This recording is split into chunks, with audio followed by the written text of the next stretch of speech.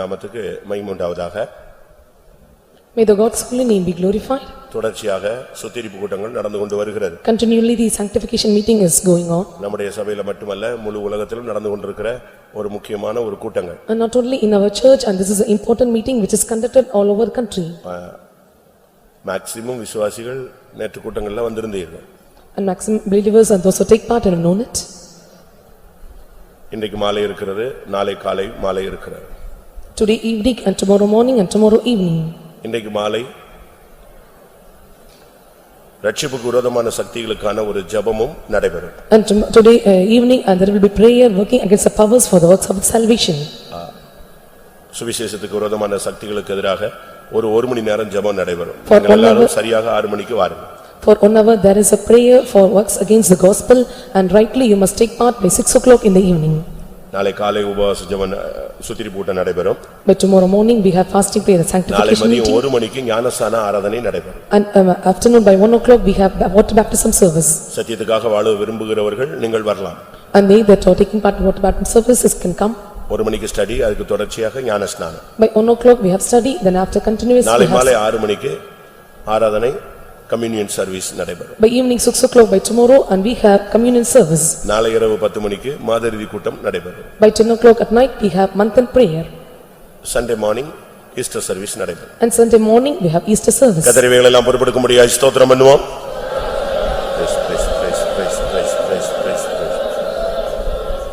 கர்த்தருடைய பரிசுத்த நாமத்துக்கு மகிமை உண்டாவதாக. May the God's holy name be glorified. முதலாம் கொரிந்தியர் 1ஆம் அதிகாரம் 18ஆம் வசனத்தை வாசிக்கலாம். 1 Corinthians chapter 1 verse 18.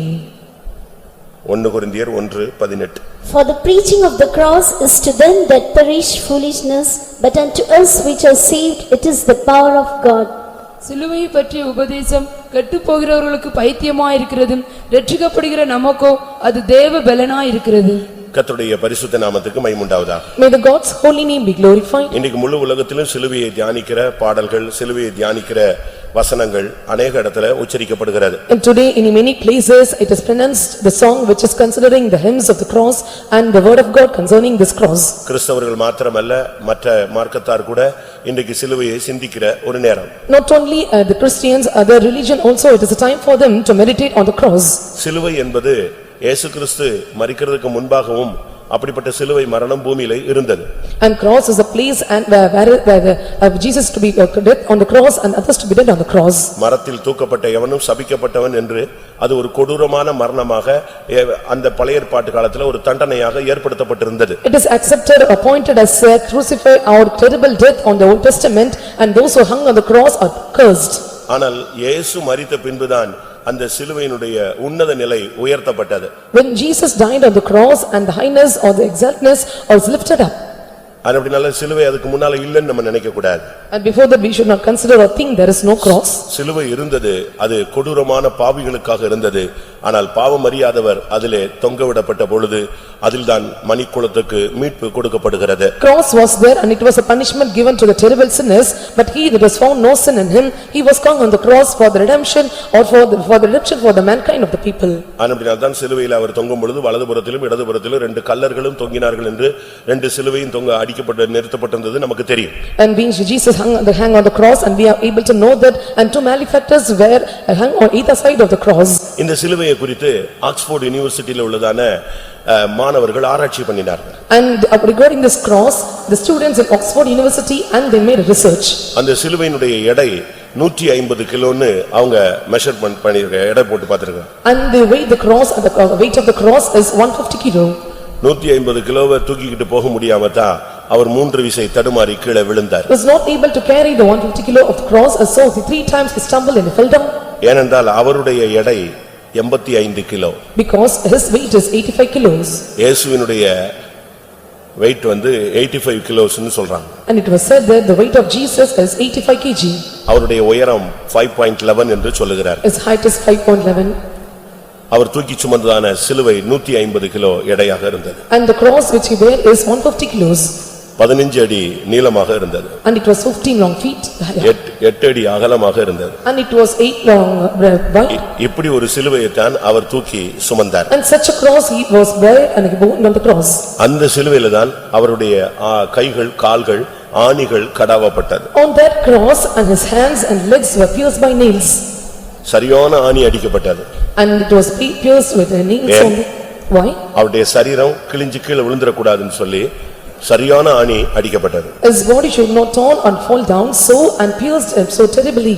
ஆணியினுடைய நீளம் 8 அங்குலம் என்று கணக்கிடப்பட்டிருக்கிறது. And it was measured that and the length of the nail is 8 centimeters. அந்த 8 அங்குல ஆணியை அடிச்சு அந்த ஆணியை மடக்கும் பொழுதுதான் அவரை குப்புற திருப்பி போட்டாங்க. When they fold the nails are 8-inch nails and he was put upside down. ஏற்கனவே இரத்தமும் ஜலமும் அடிச்சு பிச்சு தொங்க விடப்பட்டவர் இப்போ மணல்ல கவிழ்க்கப்பட்டு அந்த ஆணியை மடக்கின பிறகு திருப்பின பொழுது அவருடைய முகம் விரும்பத்தக்க ரூபம் இல்லாதவராய் அந்தக்கேடு அடைந்தவராய் தொங்கினார். நமக்கு எல்லாருக்கும் தெரியும். When he was put backwards and already he was bled with the shed and the blood and water came out and he was without this mentality and he was put in that side and he was having the visage which was marred.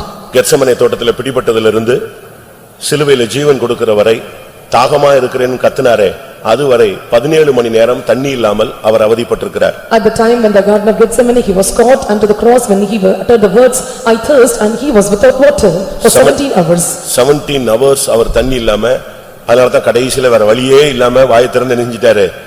தாகமா இருக்கிறேன்னு சொன்னாரு. கொடுத்தது தண்ணீர் அல்ல காடி. 17 hours he was without water. At last he uttered a word I thirst and it was given vinegar to him when he was asked I was thirst. 5480 காயம் அவருடைய பாடியில இருந்துச்சாம். And 5480 wounds were in his body. அவ்வளவு அடி வாங்கியிருக்கிறார். And he was wounded and beaten in such a way. முதுகுல மட்டுமே 150 காயம் ஆழமா இருந்துச்சாம். அதனால தான் பைபிள்ல சொல்லிருக்கு அவருடைய முதுகு உளப்பட்டது. And his back was furrowed. It was said there were 150 wounds at his back. கலப்பையை வச்சு எப்படி நிலத்தை உழுகுறாங்களோ அதுபோல சங்கீதத்துல ஒரு வசனம் உண்டு. அவருடைய முதுகு என்ன செய்யப்பட்டது? ஆழமாக உளப்பட்டது. அது 150 ஆழமான காயம் முதுகுல ஏற்பட்டது. And there were 150 wounds so deep found in his back and it was furrowed like the field. தலையில 17 முள்ளு உள்ள பூந்துருச்சாம். And there were 17 thorns entered into his head. இப்படிதான் அவர் மனுக்குலத்துக்காக அதிகமாக பாடுபட்டார். And this is how he suffered much for the mankind. 6 litre ரத்தம் அவரை விட்டு வெளியே வந்ததாம். And it was said that all the drop of his blood came out. 300 பேர் அவரை அடிச்சு இழுத்துட்டு போனாங்க. And 300 and smitten and he drawn them back. 250 போர் சேவகர்களும் 50 குதிரை சேவகர்களும் அவரை அடித்து இழுத்துட்டு போனாங்க. And there were 250 soldiers and 50 horse riders and they drawn him back. யூத கணக்குப்படி ஏப்ரல் 7ஆம் தேதி அவர் செத்திருக்கிறார். And according to the count of the Jews and he died on April 7. நம்முடைய இப்போதைய காலண்டர் படி ஏப்ரல் 7ஆம் தேதி அவருடைய மரணம். And according to this period and his death is on April 7. இதுதான் இயேசு அந்த காலத்துல அடைந்ததான கோரமான ஒரு முடிவு. And this is the terrible death of Jesus he attained on those days. அவருடைய டெத்துக்கு லூக்கா தான் டெத் சர்டிபிகேட் கொடுத்திருக்கிறார். And Luke have given the death certificate to him. யாரு மூன்றாவது சுவிசேஷ இதை எழுதுறானே அவன் ஏற்கனவே வைத்தியன் என்று பைபிள்ல சொல்லப்பட்டிருக்கிறார். And he who wrote the third gospel and the Luke the physician and he have given the death certificate. வைத்தியனாகிய லூக்கா. And Luke the physician. அப்போ லூக் ஒரு வைத்தியன். அவன்தான் அவருடைய இதுக்கு இவ்வளவு எழுதி சர்டிபிகேட் கொடுத்திருக்கான். இப்போ ஒரு ஆள் இறந்துட்டா இல்ல கொலை செய்யப்பட்டா அதுக்கு என்ன செய்வாங்க? தடயியல் அந்த forensic departmentல கரெக்ட்டா சொல்லுவான் இப்படி செத்துருக்காருன்னு சொல்லி. If the person is killed or murdered and they are given the certificate in the pharmacy and this is how and this is the way he was murdered. இயேசு சிலுவையில தொங்குறாரு. And Jesus hung on the cross. இயேசுவோடு தலைக்கு மேல ஒரு board தொங்கிச்சு. And there was a superscription upon his head. அப்படிதானே? இன்னைக்கு RC CSA கலர்ல எல்லாம் மேல ஒன்னு எழுதுவாங்க. என்னது? RIP ன்னு போடுவாங்க. ரெஸ்ட் இன் பீஸ் அப்படி. And the RC and other people they used to keep a board RIP that is rest in peace. ஆனா இயேசுவின் இதுக்கு மேல ரெஸ்ட் இன் பீஸ் ன்னு போடல. என்ன போட்டுருந்துச்சு? சொல்லுங்க. INRI அப்படினு போட்டுருந்துச்சா? INRI the superscription is I அப்படினா ஈசஸ். I means Jesus. N ன்னா நசரேயன். N means Nazarene. R ன்னா ரெக்ஸோ. R means Rexo. அடுத்து I ன்னா இடோனியஸ். I means Idonius. அப்படினா என்ன அர்த்தம்? What does it mean? நசரேயனாகிய இயேசு யூதர்களுடைய ராஜா. And that Jesus the Nazarene is the king of the Jews. இந்த லெட்டரை எடுக்கணும்னு சொல்லி அவங்க எல்லாரும் கத்துனாங்க. And to take this letter and they all shouted. அப்பதான் பிலாத்து சொன்னா எழுதினது எழுதினது. And the Pilate said, what is written is written. அதுதான் யூதருடைய ராஜா என்று எழுதப்பட்டது. It is written, he is a king of Jews. பிரியமானவர்களே, இயேசுவினுடைய தழும்புகளை நாம் விசுவாசிக்கும் பொழுதுதான் நமக்கு விடுதலை கிடைக்கிறது. Dear beloved, when we believe on the stripes of Jesus and we are getting deliverance. அதை நாம் சரியான விதத்தில் புரிந்து கொள்ள வேண்டும். And we have to understand in a right manner. இன்றைக்கு எல்லா சபைகளிலும் 7 வார்த்தைகள் பிரசங்கம். Today in all the churches and there were a sermon considering the 7 words of Jesus. Christian சர்ச்சஸ்ல மத்த சர்ச்சஸ்ல CSIல அதிகமான பிரசங்கம் நேரம் இன்னைக்கு ஒரு நாள் தான் எடுப்பாங்க. வாழ்க்கையிலேயே வருஷத்துல ஒரு நாள். இன்னைக்கு தான் எத்தனை பிரசங்கம்? 7 பிரசங்கம். And today they give 7 messages in other Christian denominations and they take more time to give preaching. யாருக்காவது கோயில கொடுத்துருவாங்க நீ பேசுன்னு சொல்லி. And they will give to a word to the person. ஒவ்வொருத்தரும் ஒவ்வொரு வார்த்தையை பிரசங்கம் பண்ணுவாங்க. And everyone will utter the words and give the message ஒரு concerning the பையன் வந்து words. என்கிட்ட கேட்டான். I asked him. எனக்கு இத்தனாவது வார்த்தை சொல்லிருக்காங்க, எனக்கு கொஞ்சம் விளக்கமா சொல்லிட்டாங்க. And they given me this word and give me more explanation about it. நான் சொல்லி கொடுத்து கொஞ்சம் சொல்லி கொடுத்து ஒரு புக்கும் கையில கொடுத்து விட்டேன். I explained and gave a book to him. அவன் சொன்னான் என் பிரசங்கம் தான் ஹிட் அடிச்சிருச்சுன்றான். And he said and my sermon became hit. இப்போ ஹிட் அடிக்குது. ஆனா இயேசு எந்த சூழ்நிலையில அந்த வார்த்தையை சொன்னாரு? It became hit and what kind of circumstance Jesus uttered those words. ஒவ்வொரு சுவிசேஷத்திலையும் ஒவ்வொரு வார்த்தைகள் சில வார்த்தைகள் இருக்கிறது. In every gospel and there are certain words. அவர் முதல் சொன்னதாக வேத பண்டிதர்கள் எடுத்ததான வார்த்தை, பிதாவே இவர்கள் அறியாமல் செய்கிறார்கள், இவர்களை என்ன செய்யும்? மன்னி. And Father, they knew not and what they do and forgive them, and this is the first word and they considered by the Bible scholars. கிறிஸ்தவத்தின் துவக்கம் மன்னிப்பில் இருக்கிறது. And the beginning of the Christianity is in forgiveness. நீ ஒரு விசுவாசியோ ஊழியனோ முதலாவது மன்னிக்க நீ பயிற்சி பெற்றிருக்க வேண்டும். You may be a believer or a servant of God, you must be practiced to forgive others. மன்னிப்பு கேட்க அல்ல, மன்னிப்பு கேட்க அல்ல. And not to ask forgiveness. மன்னிப்பு கேட்பது சுலபம். Asking forgiveness is easy. நல்லா புரிஞ்சுக்கங்க, எழுதி கூட வச்சுக்கங்க. மன்னிப்பு கேட்பது என்னது? நீங்க எனிச்சு போற பாத்ரூம் போற வேகத்துல டபால்னு ஒருத்தன் பைபிளை மீச்சிடுற, ஒருத்தன் காலை மீச்சிட்டு போயிடுற, உடனே என்ன செய்வீங்க? சாரி அப்படிமா பைபிளா இருந்தா கொஞ்சம் தொட்டு கும்பிட்டுக்குவோம். And when you are departing the place and when you are stamping on the Bible, you ask for sorry. If it is Bible, you touch and you just give. சாரிங்கிற வார்த்தை வந்து எல்லாருக்குமே சுலபமான ஒரு ரொம்ப சிம்பிளான வார்த்தை. And sorry is the very easiest and it is an easy word for you. பைபிளை மீச்சவனோ உதட்ட மீச்சவனோ காலை மீச்சவனோ கையை மிதிச்சவனோ போகும்போது சாரின்றுவான். இந்த மிதிப்பட்ட ஆளு வர்றான் பாருங்க, டென்ஷனு, அதுதான் முக்கியம். And one who was stabbed by the other and he will give attention, that is important. கண்ணு தெரியல, And don't you have அறிவு இல்ல, don't have knowledge. இவன் சாரி எல்லாம் கேட்டு போன பிறகு கூட இவன் புலம்பிக்கிட்டே இருப்பான். And after getting sorry and still he keeps murmuring. அவனை மன்னிக்கணும், அதுதான் சிலுவையின் கிறிஸ்தவத்தினுடைய துவக்கம். But you must forgive him, and that is the beginning of the cross and that is the Christianity's beginning. நான் உங்களுக்கு சொல்லியிருப்பேன். I have to tell you. நானு ஒரு பாஸ்டர் வச்சுக்கிட்டு சிஸ்டர்ஸ்லாம் ஏத்திக்கிட்டு மவுண்ட் ரோட்ல பேசிக்கிட்டே சிக்னலை தாண்டி உள்ள போயிட்டான் கார்ல. And one pastor when he was keeping on speaking and he was crossed the signal or passing on the mount road. கவனிக்காம போயிட்டேன். And without knowledge I நான் போன டைம் நல்ல வேற கரெக்டான டைம், அதனால எல்லா சிக்னலும் பிரேக்ல நிக்கிற time. And it was a proper time where all the signals were in break. Police வந்து நிப்பாட்டிட்டான். And police stopped. அப்பதான் நான் பேச்சை நிறுத்திட்டு ஓஹோ நம்ம எங்க மிஸ் பண்ணிட்டோம், உள்ள பூந்துட்டோங்கிறத கண்டுபிடிச்சேன். And then after that I identified that I missed a signal, I passed away. வண்டியில பாஸ்டர் சாலமோன் உட்கார்ந்து இருக்காரு. And Pastor Solomon sat on the vehicle. Sisters உட்கார்ந்து இருக்காங்க. All the sisters were there. உங்களுக்கு முன்னால உள்ள வண்டியில நிக்குது, உங்களுக்கு தெரியாதா? நீங்க வாட்டுக்கு ஓவர்டேக் பண்ணி உள்ள போறீங்க அப்படினா. And don't you know to see the cars which is before you and you are overtaking them, you are crossing the path. அப்பதான் தப்பா உணர்ந்துட்டேன், சாரி அப்படினு. And they recognized my mistake and I come said sorry. வெள்ளக்காரன் ஒண்ணே உருப்படியா சொல்லி கொடுத்துட்டு போனான், சாரின்னு சொல்லி. And the British man had taught once a single word that is sorry. அவன் சொல்றான், வெள்ளக்காரன் உனக்கு உருப்படியா சொல்லி கொடுத்தது ஒண்ணுதான், என்னது? சாரின்னு சொல்லி கொடுத்துட்டு போயிட்டான். The proper word which is taught by the British man is a sorry. திருப்பியும் நம்ம பழக்க தோஷத்துல நான் திருப்பியும் சாரி சொன்னேன். And once again according to our habitual ways he used to say sorry. போங்கன்ட்டான். And then he said you can pass on. எதுக்கு இத சொல்றேன்? Why I say this? மன்னிப்பு தான் கிறிஸ்தவத்தினுடைய அஸ்திபாரம். Forgiveness is the foundation of the Christianity. திரும்பவும் சொல்றேன், மன்னிப்பு கேட்பது அல்ல. Asking of the forgiveness. இப்ப புருஷன் வந்து மனைவி அடிச்சிட்டான். இப்ப சுத்திரி போட்டனா உடனே போய் நான் அடிச்சது தப்பா எடுத்துக்காதேனா, நான் லேசா தான அடிச்சேன்.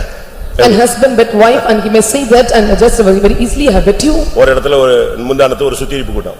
In one place and day before yesterday and there was a sanctification meeting. அந்த பாஸ்டர் வந்து இந்த அடிக்கிறத பத்தி பேசி இருக்காரு. And the pastor spoke about the beatings. முடிஞ்சு வீட்டுக்கு வந்த உடனே புருஷன் சொல்லிருக்காரு, நீ போன் போட்டியோ?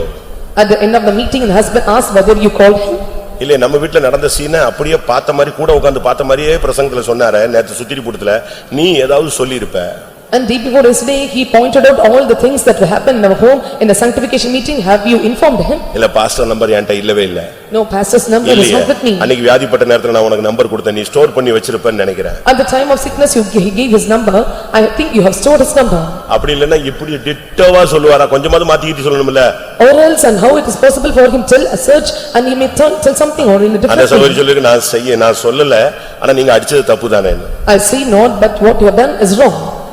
நான் எங்க அடிச்சேன்? When I bit you. அப்படின்னுங்க. எங்க நீங்க அடிச்சு தழும்பே விழுந்துச்சுங்க, அப்படியே 5 விரல் இருந்துச்சு. இதெல்லாம் அடியா? நான் அடிச்சிருந்தேன்னா நீ செத்து போயிட்டு இருப்ப. நான் சும்மா அப்படி ஒரு தட்டினா இது போய் பெருசா எடுத்துக்கிறிய அப்படின்னு நானும். இப்படியும் விசுவாசி இருக்கிறான். And just you said, I just tapped இவனை on you. மன்னிக்கிறாங்க பாருங்க, இவங்க தான் உண்மையான கிறிஸ்தவர்கள். And they that forgive you, they are the true Christians. மன்னிப்பு கேட்கறது ரொம்ப ஈஸிங்க. Asking for forgiveness is very easy. கொலை பண்ணவங்க கூட ஒரே வார்த்தையில என்ன சொல்லிட்டு போயிருவான்? மன்னிப்பு கேட்கறது ஈஸி, தேங்க்ஸ் சொல்றது ரொம்ப easy. And they that killed and they will ask a simple, tell a single word, and asking forgiveness and telling thanks is very easy. உங்க கர்ச்சீப் கீழ விழுந்துச்சுன்னா எடுத்து கொடுத்தா நீங்க என்ன செய்வீங்க? தேங்க்ஸ், அவ்வளவுதான். When your kerchief fell down and when they take it down, give you say it's thanks. இந்த ரெண்டுமே ரொம்ப சிம்பிளான வார்த்தை. And these two are very simple words. இன்னைக்கு பிரியமானவர்களே, முதலாவது இயேசு சிலுவையில சொன்ன வார்த்தை, இவர்கள் அறியாமல் செய்கிறார்கள், பிதாவே இவர்களுக்கு மன்னியும். And dearly beloved, the first word that is uttered on the cross is that they knew not what they say, and Lord forgive them. நான் எதுக்கு இது அஸ்திவாரம்னு சொன்னேன்? And what I say it is a foundation. ஸ்தேவான் இந்த வார்த்தையை தான் use பண்ணான். And the Stephen used this word. ஆண்டவரே இவர்கள் மேல் இந்த பாவத்தை சுமத்தாதிரும். அவன் தான் உண்மையான கிறிஸ்தவன். And bear not the sins upon them, and this is their habitation. இரண்டாவது அவர் ஒரு வார்த்தை சொன்னார். Secondly, he uttered a word. இன்றைக்கு நீ என்னோடு கூட எங்க இருப்பாய்? பரதீசில் இருப்பாய். And today, and you shall be with me in paradise. ஒரு மனுஷனுக்கு பரலோகத்தை கொடுக்கிறது அவர்தான். And to a man, and heaven is given by him. ஒரு சிலர் வந்து என்கிட்ட கேட்பாங்க, இவங்க பரலோகத்துக்கு போவாங்களா, அவங்க போயிருப்பாங்களா? நான் சொன்னேன், ஏப்பா நான் போய் பார்க்கல. அவருக்கு யார் மேல் இரக்கமா இருக்க சித்தமா இருக்கிறாரோ அவனுக்கு என்ன செய்வாரு? அவர் கொடுத்துருவாரு. And some they used to tell me, and whom he is merciful towards sin, and he will give a rent unto them. நம்ம வந்து ஜட்ஜ்மென்ட் கொடுக்க முடியாது. And we cannot give judgment to அந்த them. கல்லன் பாருங்க, ரொம்ப சிம்பிளா ஒரு சில நொடிகளிலே கிராண்ட் ஆயிட்டு போய்ட்டான். But within seconds, and the permission was granted to him. மூன்றாவது அவர் சொன்ன வார்த்தை, And thirdly, he uttered a word. தன்னுடைய தாயை பார்த்து பேசினார், சீஷனை பார்த்து பேசினார். And looking unto the mother, looking unto the disciples, he said. அது எதை காண்பிக்கிறது? And what does it ஒரு show? கிறிஸ்தவனுக்கு குடும்பத்தை குறித்து ஒரு பொறுப்பு இருக்கணும். And for a Christian, and he must have the responsibility consider his family. இரண்டாவது வார்த்தை பரதீசில் இருப்பாய். And second word is you will be in heaven. அப்படினா என்ன அர்த்தம்? And what does it mean? நீயும் உன்னை சேர்ந்தவங்களும் பரலோகத்துக்கு போய் சேரணும்னு அர்த்தம். And the people that belong to you, and you must go to heaven.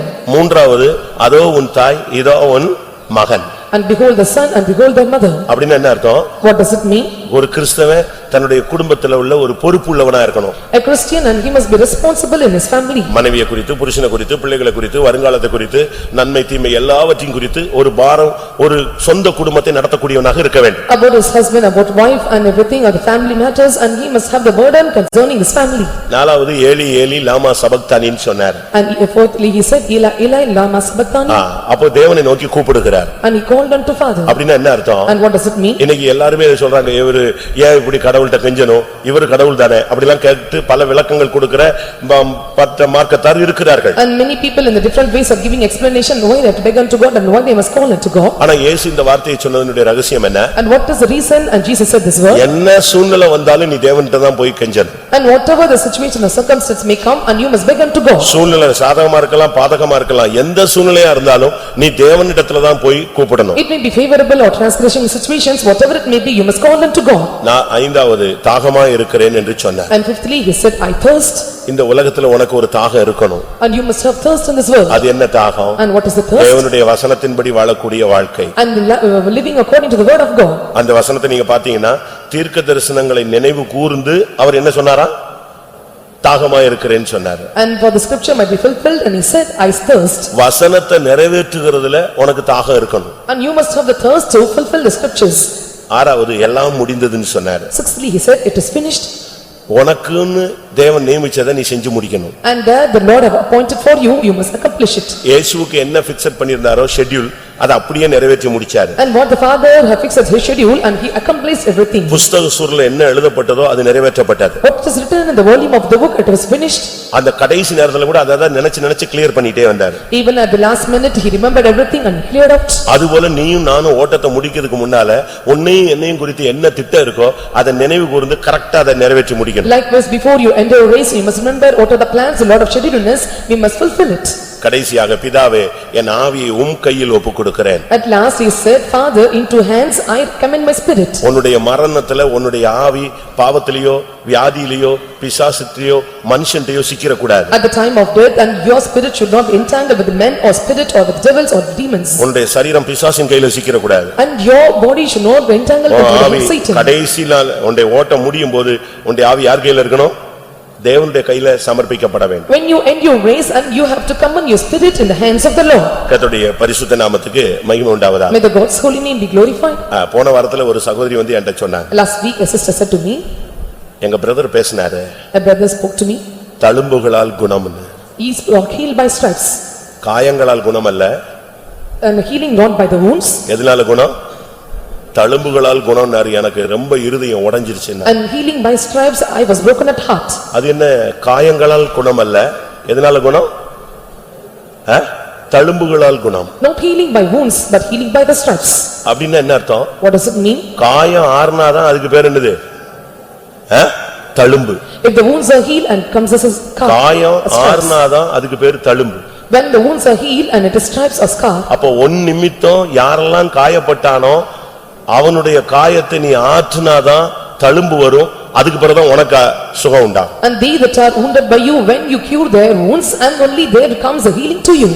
இல்லை, உன் நிமித்தம் காயப்பட்ட இயேசுவினுடைய காயம் தழும்பா மாறணும், ஆறணும். அவருடைய மனவேதனைகள் உன் நிமித்தம் இருக்கிறதான சஞ்சலம் தவிப்பு அவருக்கு நீங்கணும். The wounds of Jesus must be turned into stripes, and they that are wounded by you must be healed, and they must be cured, and they must be, all the heaviness and the grief must be removed. பழைய ஏற்பாட்டிலே ஒரு இடத்துல நோவாவின் காலத்துக்கு முன்னாக ஆண்டவர் சொல்லுகிறார், மனுஷனை உண்டாக்கினதுக்கு என்னுடைய மனதுக்கு எப்படி இருக்கு? இருதயத்துக்கு व्यसनமா இருக்குன்னாரு. அது காயம், அதனால நியாய தீர்ப்பு வந்தது. And the Lord said before the days of Noah to set man, and I was vexed in spirit, and this is the wounds and becomes the stripes. Saul தன்னுடைய வார்த்தைக்கு கீழ்ப்படியாமல் போகும் பொழுது ஆண்டவர் சொன்னார், இவனை ராஜாவாக்குனதுக்காக நான் என்ன செய்றேன்?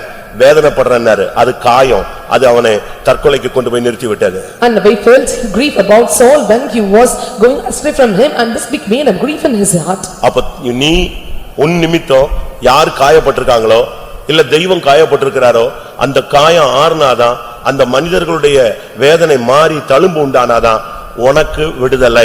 They that are wounded by you, only if the wounds are turned into stripes, and when they cured and when they heal, and there is a deliverance through you to them. இத ஒரு brother பேசி இருக்கிறார். And this was said by one brother. அந்த சகோதரிக்கு பயங்கரமான வியாதி. And she had a great disease. அந்த சகோதரிக்கு பயங்கரமான வியாதி. And she had a crucial or terrible disease. அந்த வியாதியில in the disease, அவங்க இந்த பிரசங்கத்தை கேக்குறாங்க. and she asked the servant, என்ன பிரசங்கம்? and what was the preaching? தழும்புகளால் குணம். You are healed by stripes. அப்ப தழும்புகளால் குணம் உண்டாகும் பொழுது, when the healing occurs by stripes, அப்ப நீ யாரெல்லாம் உன் நிமித்தம் காயம் அடைஞ்சாங்களோ அவங்கெல்லாம் இப்ப காயம் ஆறணும்னு சொன்னாங்க. and they that are wounded by you, and they must be cured or healed. அந்த சகோதரிக்கு வியாதி வேற, பயங்கரமான வியாதி. and she had an incurable disease. ஆனா இப்ப சுகமாகணும். now she must be, she is இந்த need of பிரசங்கம், healing. இந்த வார்த்தை கேட்டாச்சு. and she heard the words. அவங்களுக்கு என்ன பண்ணனே தெரியல. and she don't know what to do further. ஏன்? why? இவங்களுக்கு கல்யாணம் ஆகி 15 வருஷம் ஆச்சு. and since 15 years he got married. But இவங்க love marriage. and she got love married. ஆண்டவர் சொன்னாராம், நீ அவனோடு ஓடும் பொழுது உன் தகப்பனும் உன் தாயும் எவ்வளவு காயப்பட்டார்கள். அவனுடைய தாயும் தகப்பனும் தாம் பிள்ளையை கூட்டிட்டு ஓடிட்டாள்னு சொல்லும்போது எவ்வளவு காயப்பட்டாங்க. அந்த காயம் மாறினால் உனக்கு இன்னைக்கு சுகம்னா. when you allow with a particular person and how your father and mother were wounded, and when you are healing their wounds, and that is a healing for you. அப்ப ஆண்டவர்ட்ட சொல்லிருக்காங்க, ஆண்டவரே ரெண்டு சைடுல இறந்து போயிட்டாங்களே சுவாமி. and she informed about that day. நான் என்ன பண்ணுவேன்? and what I do? நான் அதுக்காக மனஸ்தாபப்படுறேன். and I அவங்கள தலகுனிய வச்சேன், அவங்கள துக்கப்படுத்தினேன், அவங்கள சிலுவையில் அறைஞ்ச மாதிரி பண்ண எல்லாத்தையும் மன்னிப்பேன். I suffered them. அன்றைக்கு அவங்க மன்னிப்பு கரெக்ட்டா கேட்ட பொழுது சுகம் உண்டாயிடுச்சு. and when she asked for the forgiveness, and she got the immediate healing. எனக்கு அத கேட்ட உடனே பரவாயில்லை, இன்னைக்கு இந்த கூட்டத்துக்கு போனது நமக்கு பிரயோஜனமா அமைஞ்சிருச்சுன்னு நான் நினைச்சேன். and when I asked this, I was it's easy for me to come to this meeting. Last Sunday நாங்க போனபோது இத கேட்ட உடனே எனக்கு ரொம்ப சந்தோஷம். இப்படி ஒரு மெசேஜ் இருக்கு. காயம் மாறினாதான் சுகம், இல்லன்னா உன் வியாதி சுகமாகாது. And last Sunday when I heard that only when the wounds are healed and you are healing and all else there is no healing for you. கர்த்தருடைய பரிசுத்த நாமத்துக்கு மகிமை உண்டாவதாக. May the God's holy name be glorified. சிலுவையை பற்றிய உபதேசம் கெட்டுப்போகிறவர்களுக்கு பைத்தியமும் நமக்கோ அது தேவபலனாய் இருக்கிறது. And the preaching of the cross unto them that perish is foolishness, but unto the saved are the power of God. ஒருத்தர் சொல்றாரு, And one said it to us, சிலுவை வந்து எக்ஸ்சேஞ்ச் பிளேஸ் அப்படிங்கறாரு. and cross is the place of exchange. அதாவது பழைய ஏற்பாட்டுல பழைய நாட்கள்ல பழைய காலங்கள்ல நீங்க சிந்திச்சு பாத்தீங்கன்னு சொன்னா எக்ஸ்சேஞ்ச் அதாவது பண்டமாற்று பொறை தான் இருந்தது. In olden days and we can say it is just exchanging the materials. அப்படிதானே? கரெக்ட் தானே? பைபிள்ல நீங்க படிச்சு பார்க்கலாம். You can see in the Bible செங்கல் அறுத்தா and when they are taking bricks. எகிப்தில ஜனங்கள் செங்கல் அறுத்தா அவங்களுக்கு என்ன கிடைக்கும்? நீ பைபிள் படிக்கவே இல்லை உங்களுக்கு. செங்கல் அறுத்துட்டு ஜனங்கள் கணக்கு கொடுத்தா அவங்களுக்கு எகிப்தியர்கள் கொடுக்கிற கூலி என்ன தெரியுமா? வைக்கோல். And when they are நெல்லு கொடுக்க மாட்டான். நெல்லு கொடுக்க மாட்டான். they will not give paddy. வைக்கோல் தாளடிகள் கொடுப்பார்கள். And the stubble that is a straw is given to them. இந்த வைக்கோல் மூட்டையை தூக்கி கொண்டு போய் இவன் கடையில கொடுத்து அரிசியோ கோதுமையோ வாங்கிக்கணும். Taking the straw and they have to give it to the shop and take some rice or other materials. ஆனால் இந்த ஜனங்கள் விடுதலையை வாஞ்சித்து மோசேயின் மூலமாக கூக்குரலிட்ட பொழுது But the people when they desired for the deliverance and they called unto Moses. பார்வோன் சொன்னா அவனுக்கு வைக்கோலும் கொடுக்காதன்னு சொன்னான். And Pharaoh said don't give them a straw. இவங்க போய் தெரு தெருவா ஒவ்வொரு வயல்லையும் அலைஞ்சு வைக்கோல் எடுத்துட்டு அதுக்கு பிறகு போய் அதை பண்டமாற்றம் செய்து சாப்பிட்டோம்னு சொன்னான். And they used to go by roads and street by street taking the straws and they will do this exchange. அதுபோல Likewise. சிலுவை என்பது ஒரு exchange place. And cross is the place of exchanging. இப்ப கூட பழைய வண்டியை கொண்டு போயிட்டு நீங்க நிப்பாட்டிட்டு கொஞ்சம் எக்ஸ்ட்ரா காசு கொடுத்து எதை தூக்கிட்டு வந்துடலாம். ஒரு புது வண்டி தூக்கிட்டு வந்துடலாம். Even now you can sell this old vehicle by giving extra money you can take the new vehicle. ஆனா பைபிள் அப்படி கிடையாது. எக்ஸ்ட்ராவே கிடையாது. எல்லாமே என்னது? இலவசம். But in the Bible there is no extra, everything is free. அதை ஒருத்தர் அழகாக பேசுகிறார். And one speak in a very beautiful way. அவர் எதெல்லாம் எடுத்துக்கிட்டு நமக்கு எதெல்லாம் கொடுத்துட்டாரு. And whatever he have taken and given to us. நீங்க சிபி சக்கரவர்த்தியை படிச்சிருப்பீங்கன்னு நினைக்கிறேன். And you have studied about C.B. Chakravarti. படிச்சிருக்கீங்களா? Have you studied? தமிழ்ல படிச்சிருந்தீங்கன்னா உங்களுக்கு அந்த ஸ்கூல்ல கதையை சொல்லி கொடுத்திருப்பான். And when you studied in Tamil and it was taught in school. நம்ம ஆளுங்க தமிழும் படிக்கிறது இல்ல, இங்கிலீஷும் படிக்கிறது இல்ல, ஹிந்தியும் படிக்கிறது இல்ல, கடைசில எல்லாம் 18 28ல நிக்குது. But our people they studied not Tamil, English or ஒரு நாள் சிபி சக்கரவர்த்தி உட்கார்ந்து இருக்கும் பொழுது ஒரு புறா அடிபட்டு வந்து அவனுடைய பாதத்தருகே விழுகிறார். One day C.B. Chakravarti when he sat and sat down got beating and fell on his feet. இவன் அதுக்கு அப்படியே தூக்கி வச்சிட்டு அதுக்கு காயத்தை கிளியர் பண்றான். And he carried the dove on his hands ஆனா and இந்த killed it. புறாவை அடிச்சதான கழுகு அங்க வந்துருச்சு. And the eagle that killed this dove came at the place. வந்து சொல்லுச்சு நீங்க ராஜா தானே? It said it to him, or you are a king. தர்மத்தின்படி நான் அடிச்ச இந்த இறை எனக்குரியது. And according to the law and the prey which I have given, you must give it அதனால back இந்த to me. இறையை எனக்கு தந்துருங்க. And you must give the prey to me. அப்ப அவன் சொன்னா And he said, நீ அடிச்சது உண்மை, இறை கொடுக்க வேண்டியது உண்மை. it is true that and you have a bet and you must give the அது prey. என் கால்ல வந்து விழுந்துருச்சு. But it fell on my feet. அதனால நான் அதை கொல்றதுக்கு அனுமதிக்க முடியாது. So I will not give permission to kill it. உனக்கு தேவை என்ன? What you want is, உனக்கு தேவை இறை. your need is a prey. உடனே ஒரு வாள் எடுத்து தொடையில இருந்து அந்த புறாவினுடைய எடைக்குரிய கரியை அறுத்து கொடுத்துட்டான். அது போயிடுச்சு. And he took the sword and cut off the liver and gave it to the eagle and it went back. அதுக்காக புறாவிட்ட இருந்து கொஞ்சம் ரத்தத்தை வாங்கிக்கல. And he did not get the blood of this dove. அதுபோல இயேசு கிறிஸ்து நம்முடையவைகள் எல்லாம் எடுத்துக்கிட்டு நமக்கு இலவசமாய் எல்லாத்தையுமே கர்த்தர் எக்ஸ்சேஞ்சா வேற ஒண்ணு கொடுத்துட்டார். Likewise Jesus, he taken away all the things of us and he given freely of him. அது ஒரு இடத்துல நான் கேட்கும்போது ஆச்சரியமா இருந்துச்சு. When I heard this, I was so amazed. ஆண்டவர் பாருங்க நமக்காக எல்லாத்தையும் அவர் எடுத்து ஏற்றுக்கிட்டு நமக்கு மேல வர வேண்டிய எல்லாத்தையும் எடுத்துக்கிட்டாரு. And see, the Lord have accepted everything which is in us and he taken in him. நமக்கு மேல வர வேண்டிய தண்டனை ஏத்துக்கிட்டாரு. And he taken the punishment which is to come நமக்கு upon மேல வர us. வேண்டிய காயத்தை ஏத்துக்கிட்டாரு. And he took the wounds which to come upon us. நமக்கு மேல வருகிற பாவத்தை ஏத்துக்கிட்டாரு. And he took up the sins upon us. நம்மேல் வர்ற மரணத்தை ஏத்துக்கிட்டாரு. And he took the death upon him. நம்மேல வர வேண்டியதான கலக்கத்தை எடுத்துக்கிட்டாரு. And he took the trouble that is to become upon us. நம்ம மேல வர்ற வந்த சாபத்தை எடுத்துக்கிட்டாரு. And he took the curses that to be fell upon us. நம்ம மேல வர வேண்டிய தரித்திரத்தை எடுத்துக்கிட்டாரு. And he took the poverty which is to be fell upon us. நம்ம மேல் வர வேண்டிய அவமானத்தை எடுத்துக்கிட்டாரு. He took the shame that is to be endured by us. நாம் தள்ளப்படணும், ஆனா அவர் தள்ளப்பட்டாரு. And we ought to be rejected, but he was rejected. நமக்கு தேவனுடைய முகம் மறைக்க வேண்டியது யாருக்கு? தேவனுடைய முகம் மறைக்கப்பட்டது? இயேசுவுக்கு தேவனுடைய முகம் For மறைக்கப்பட்டது. us the face of the Father is be hidden, but for Jesus the face of the God was hidden to him. அதுக்கு பதிலா என்ன கிடைச்சதுன்னு ஒரு செய்தி கேட்ட எனக்கு ஆச்சரியமா இருந்துச்சு. Then after I was delivered in news and then after பிரியமானவர்களே, இந்த காலை வேளையில உனக்கு ஒரு எக்ஸ்சேஞ்ச், இந்த குட் ஃப்ரைடே சர்வீஸ்ல உனக்கு கிடைக்கிற அந்த மாற்றுத்தன்மை என்ன? And dearly beloved, and what is the changes take place in you and what is the exchanging taking place? உனக்கு வர வேண்டிய தண்டனைக்கு பதிலாக உனக்கு மன்னிப்பு. Instead of the punishment is come upon you, this forgiveness for you. கிடைக்க வேண்டியது எது? கிடைச்சது எது?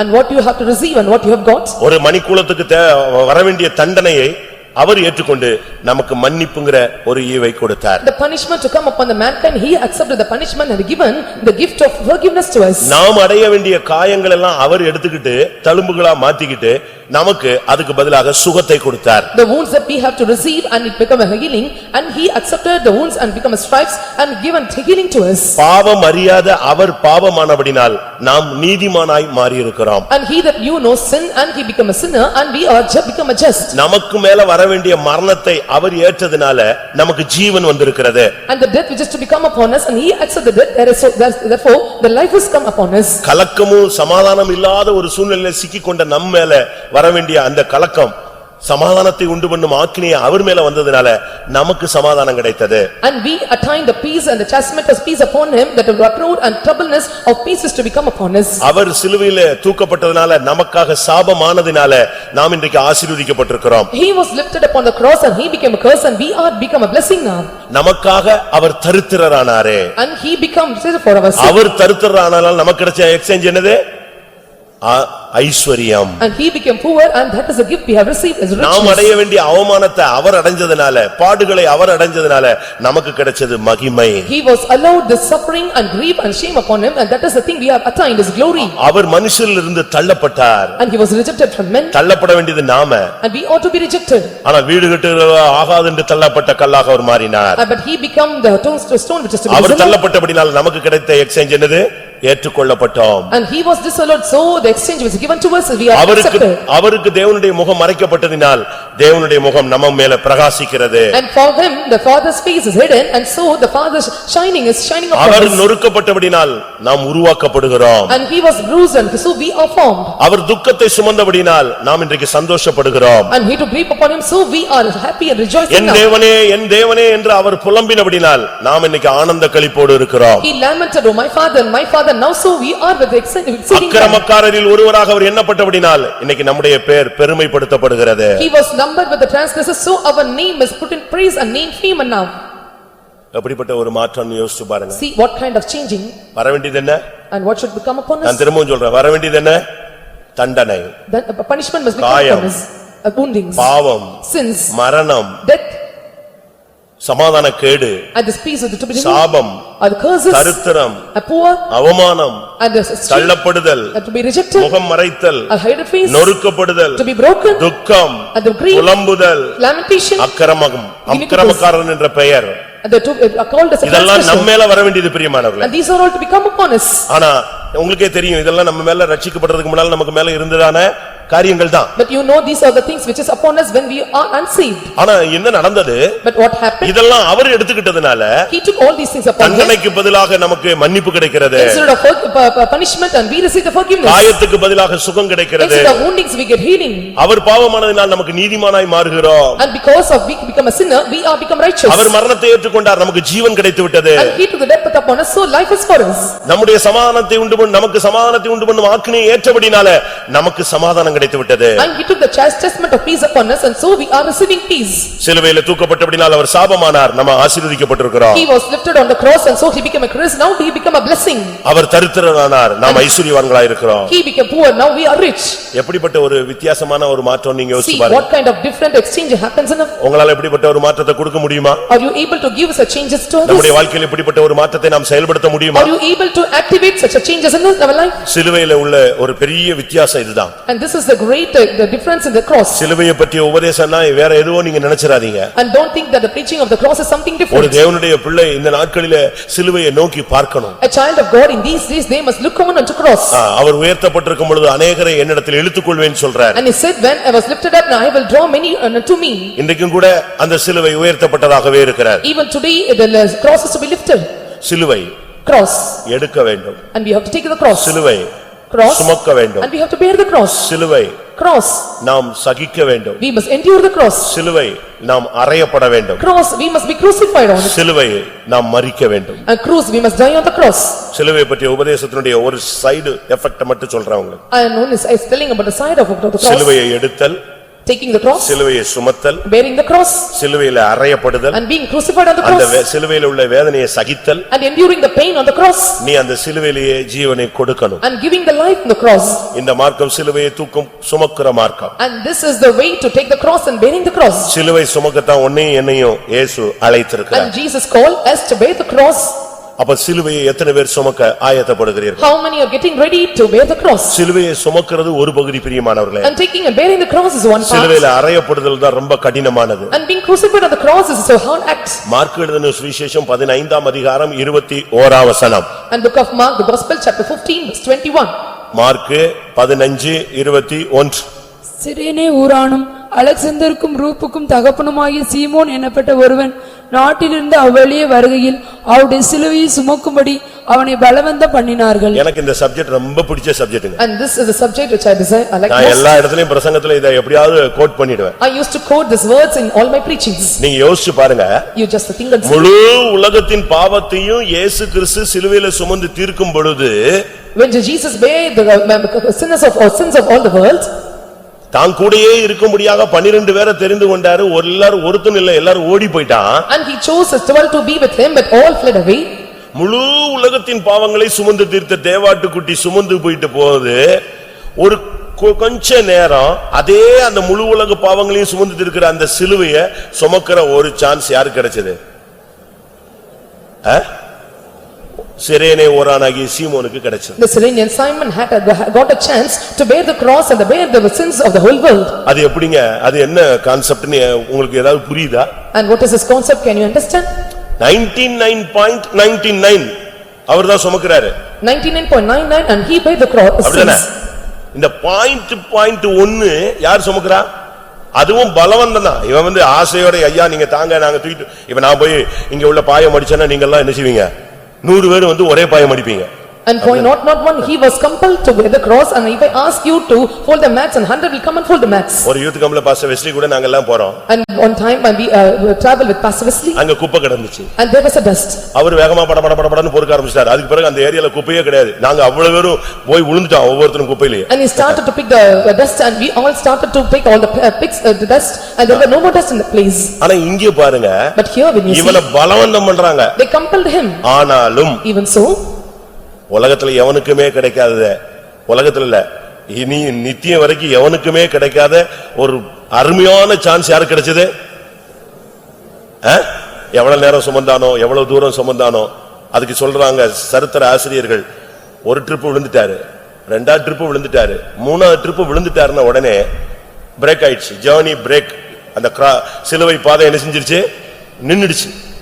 and the historian says that first time he fell down, second time he fell down, a third time he fell down, a journey towards cross was broke and he fell down that place. இப்போ கொல்கத்தாக்கு போகாம வண்டி பிரேக்ல நிக்கிறார். And he was not able to march towards Kolkata and he was broke down.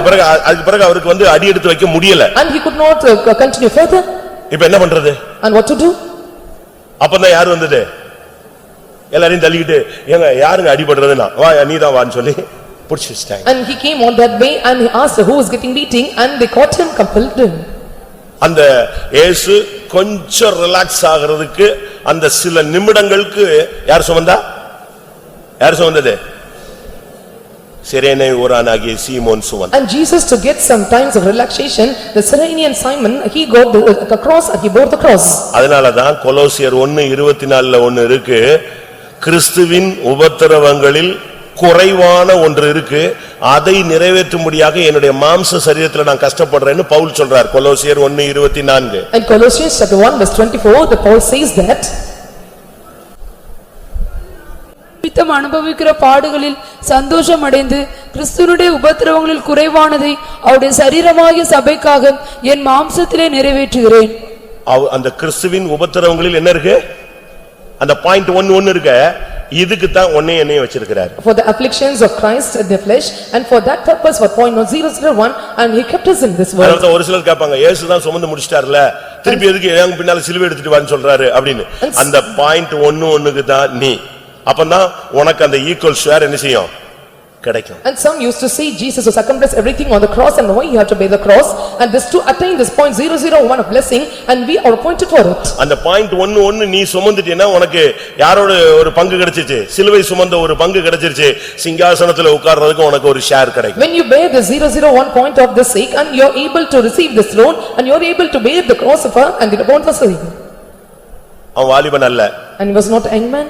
தூக்குனது வாலிபன் அல்ல.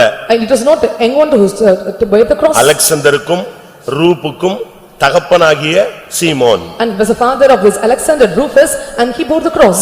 ரெண்டு பிள்ளைகளை வாலிப பையங்களை உள்ள ஒரு தகப்பன் தான் அன்னைக்கு அந்த சிலுவை சுமந்தான். And father was having the two young boys and he bore the cross on those times. சிலுவை சுமக்காதவன் பிதாக்களாய் மாற முடியாது. And they that bore the cross and they cannot become a father. சிலுவை சுமக்காதவன் தகப்பனாய் மாற முடியாது. And they that bear the cross cannot become a father. நீ ஒரு குடும்பத்துக்கு தாயோ தகப்பனானா நீ சிலுவை சுமக்கணும். If you are a father and mother in a family, you must bear the cross. அதனாலதான் பிதாக்களாய் மாறக்கூடிய பிதாவின் நாமம் தரிக்கப்பட்ட ஊழியர்களுக்கு ஆண்டவர் சொல்லுகிறார், தன் சிலுவை எடுத்துக்கொண்டு என்னை பின்பற்றாதவன் எனக்கு சீஷனா இருக்க மாட்டான். And they that become the father and servant of God and to be different with the father, and they that take not the cross and can be my disciple. சிரேனே என்பது ஒரு ஊர். And Cyrene it is a place. அந்த பிளேஸ்க்கு அர்த்தம் என்ன? And what is the meaning for the place? கடிவாளம் போன்ற கட்டுப்பாடு உள்ளவன். And he is having the bill like some conditions. சிலுவையை நீ சுமக்கணும்னா உன் வாழ்க்கையில ஒரு கட்டுப்பாடான ஒரு வாழ்க்கை இருக்கணும். And if you want to bear the cross and you must have the life control. கடிவாளம். And you must have the bridle. உனக்குள்ள ஒரு ஏர் பிரேக் இருக்கணும். And you must have the air brake in you. உன்னுடைய life வந்து ஒரு கட்டுப்பாட்டுல இல்லன்னா பிரயோஜனம் கிடையாது. If your life is not under control, there is no use of your life. யாக்கோபு 3:2 என்ன சொல்லி இருக்கிறது? In James chapter 3 verse 2 what it say? அவன் தன் சரீரம் முழுவதையும் கடிவாளத்தினால் அடக்கிக் கொள்ளக்கூடியவனா இருக்கிறான். அவன்தான் Pooranan. Is able also to bridle the whole body and he is a perfect man.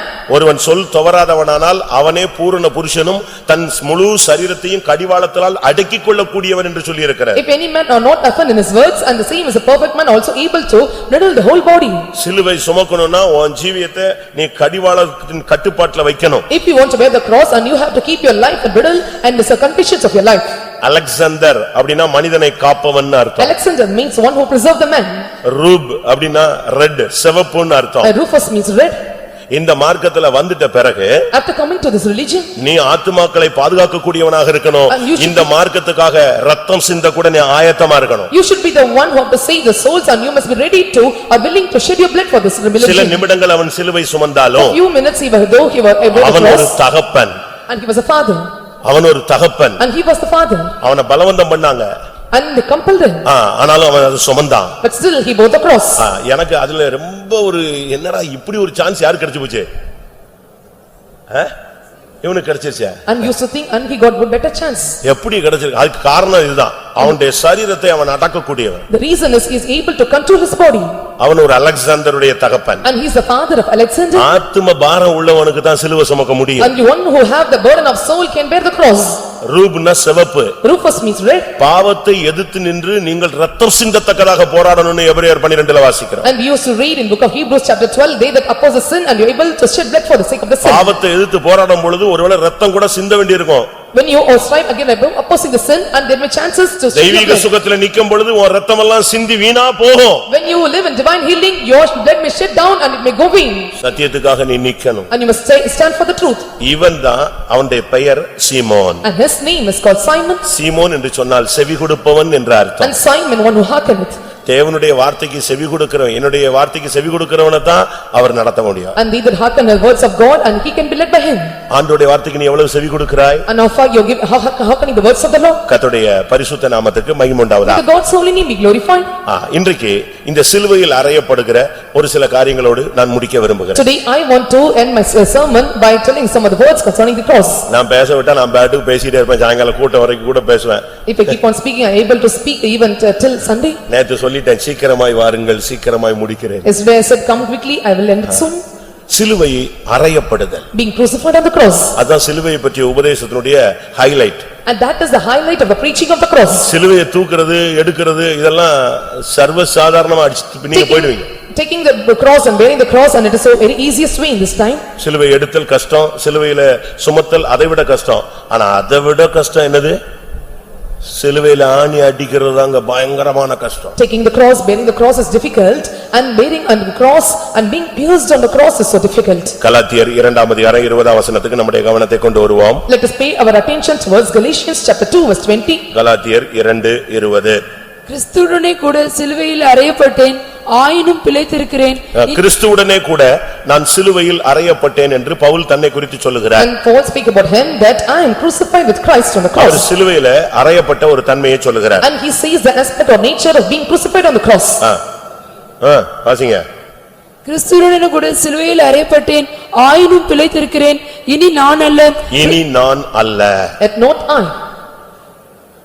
Pavul 3 இடத்துல நான் அல்லங்கிற வார்த்தையை யூஸ் பண்றாரு. And Paul uses this word at not I in three places. ஒன்று கலாத்தியர் 2:20 சொல்லுகிறாரு, One he says- நான் அல்ல கிறிஸ்துவே என்னில் பிழைத்திருக்கிறார். And he says at not I but Christ liveth in me in Galatians chapter 2 verse 20.